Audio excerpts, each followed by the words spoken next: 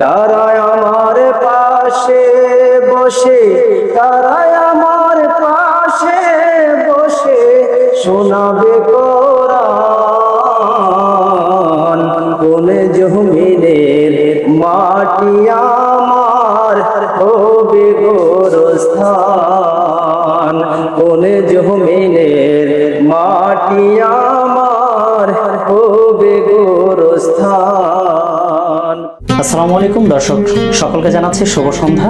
আমি এই মুহূর্তে যেখানে রয়েছি বা যার পাশে বসে রয়েছি, তিনি বাংলাদেশের স্বনামধন্য জাতীয় পত্রিকা ইনকিলাব পত্রিকার এক রিপোর্টার এবং পাশাপাশি নাগরিক টেলিভিশনের একজন রিপোর্টার। আমি যদি আরেকটু আপনাদেরকে বলে দিতে চাই, ঢাকার প্রাণকেন্দ্রের উত্তরার উত্তরখানের হযরত শাহ কবির রহমতুল্লাহ আলাই ওয়াকফ এস্টেটের উপকমিটির সাধারণ সম্পাদক এবং আশেকান ফাউন্ডেশনের সাধারণ সম্পাদক, পাশাপাশি ঢাকার ঐতিহ্যময়ী জায়গা যেটি উত্তরার প্রেস ক্লাবের সভাপতি মাসুদ পারভেজ সাহেব। আসসালামু আলাইকুম, কেমন আছেন? ওয়ালাইকুম আসসালাম ওয়া রাহমাতুল্লাহি ওয়া বারাকাতুহু। ভালো আছেন? আলহামদুলিল্লাহ, জি ভালো আছি। লিড নিউজে আপনাকে স্বাগতম। ব্যক্তিগত জীবনে আপনি কেমন আছেন? আলহামদুলিল্লাহ, আল্লাহ পাক রব্বুল আলামিনের অশেষ রহমতে ভালো আছি। আমরা যতটুকু জানি যে আপনি অনেক অত্যন্ত হাস্যোজ্জ্বল একজন মানুষ, হাসি খুশি মানুষ। সেদিক থেকে আমরা আরো জানি যে আপনি সঙ্গীত প্রিয় একজন মানুষ। এই কথাটিকে কতটুকু সত্য মানুষের মুখে মুখে যেটি চলমান থাকে? সঙ্গীত প্রিয় বিষয়টা আসলে এরকম না। তো সঙ্গীত আসলে কম বেশি সবাই ভালোবাসে। সঙ্গীতের অনেক প্রকার আছে, অনেক প্রকার ভেদ আছে। দেখা গেছে যে কেউ আধুনিক সঙ্গীত পছন্দ করে, কেউ লালন পছন্দ করে, কেউ মারফতি পছন্দ করে, কেউ ভান্ডারি পছন্দ করে, এবং কেউ ইসলামের দিক থেকে দেখা গেছে যে নাতে রাসূল, গজল এগুলো পছন্দ করে।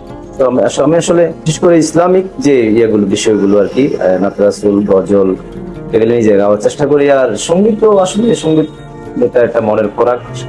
কম বেশি বিভিন্ন আঙ্গিকে সবাই এটা কম বেশি পছন্দ করে। যদি সেই সূত্র ধরে যদি একটু বলতে চাই, আমাদেরকে একটু শোনানো যাবে কিনা? জি, গজল। একটি গজল দিয়ে আমরা শুরু। ঠিক আছে, শুনতে যাচ্ছেন একটা গজল। আমি এখন যেহেতু রমজান মাস, রমজান মাসের আমি একটি ব্যতিক্রমধর্মী একটি গজল পরিবেশন করার চেষ্টা করব দর্শকদের উদ্দেশ্যে, শ্রোতাদের উদ্দেশ্যে। সকলকে মাহে রমজানের শুভেচ্ছা। কোনে জমিনের মাটি আমার হবে গোরস্থান, কোনে জমিনের মাটি আমার হবে গোরস্থান। কাদের চোখের জলে আমি, কাদের চোখের জলে আমি পাব পরিত্রাণ। কোন জমিনের মাটি আমার হবে গোরস্থান,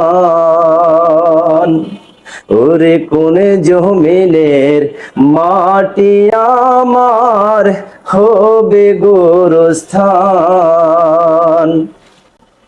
কারা আমায় গোসল দেবে, কে আনিবে কাপন, কারা আমায় কেঁদে কেঁদে করে দিবে দাপন। কারা আমায় গোসল দিবে, কে আনিবে কাপন, কারা আমায় কেঁদে কেঁদে করে দিবে দাপন।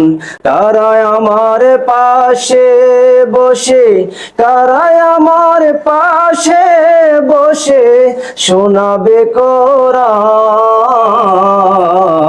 কোন জমিনের মাটি আমার হবে গোরস্থান, কোন জমিনের মাটি আমার হবে গোরস্থান।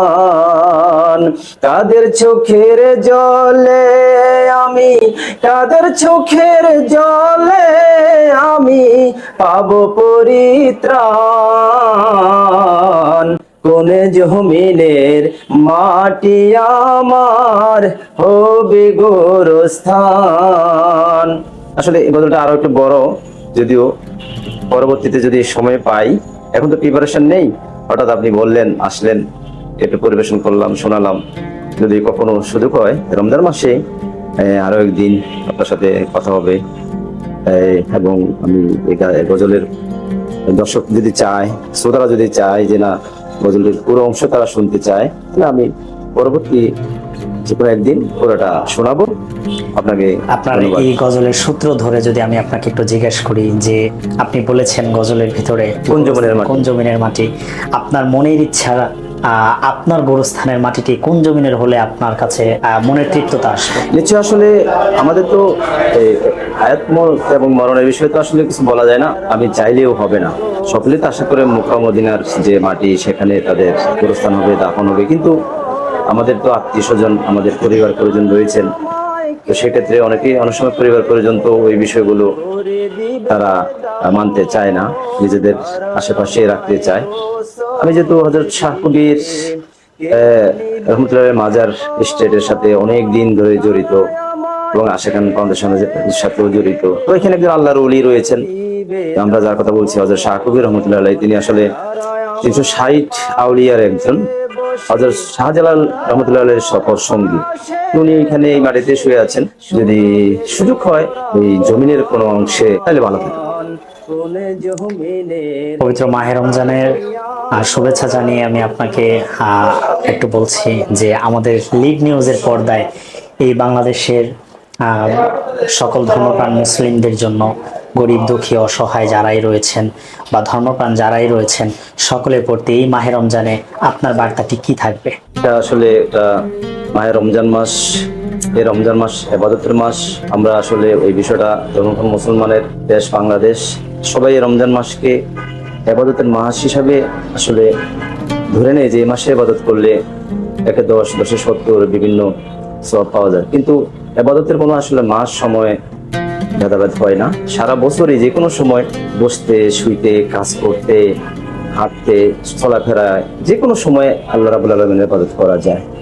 তো আমি লিড নিউজের পরিবারে যারা রয়েছেন, লিড নিউজের পক্ষ থেকে যারা এসেছেন এই ভিডিও বার্তা নেওয়ার জন্য, লিড নিউজের শুভকামনা করছি। এবং সারা দেশের মানুষ, আপনি জানেন যে এই রমজান মাসের যে মুহূর্ত, এখানে দান, সদকা, ফিতরা আদায় করা, যাকাত আদায় করা, এই বাংলাদেশের মানুষ যদি ঠিক মতো, এখানে যারা শিল্পপতি রয়েছেন, যারা এখানে বৃত্তশালী রয়েছেন, যারা অর্থবৃত্তশালী রয়েছেন, এই শিল্পপতিরা যদি এই বাংলাদেশে মাহে রমজান মাসে তাদের সম্পদের পরিমাণ হিসাব করে সঠিকভাবে যাকাত আদায় করে, তাহলে এই দেশের গরিব মানুষ আর গরিব থাকবে না এবং তারা অভুক্ত থাকবে না। তারা ঈদ আনন্দ সকলের সাথে মিলেমিশেই শেয়ার করতে পারবে।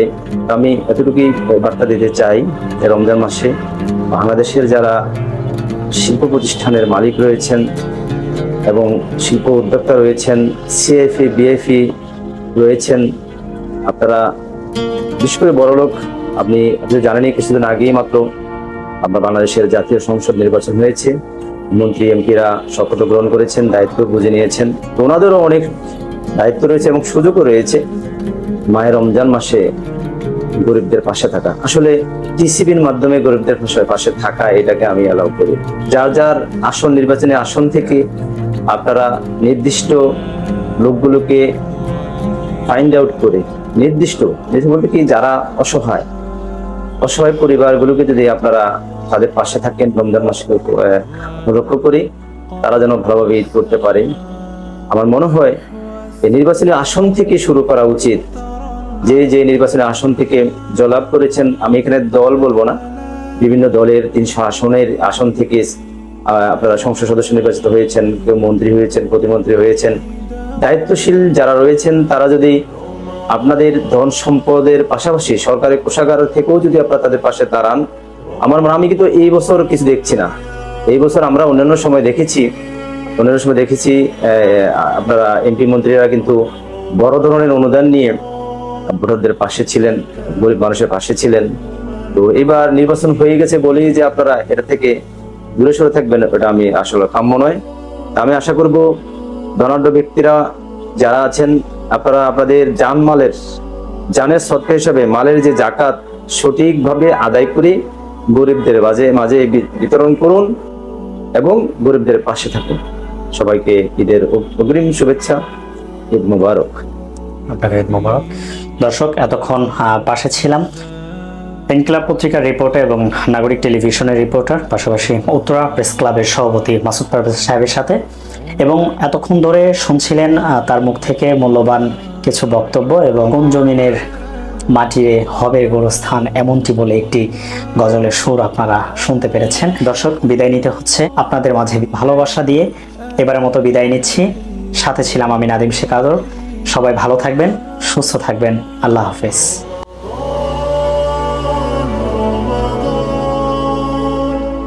Ramadan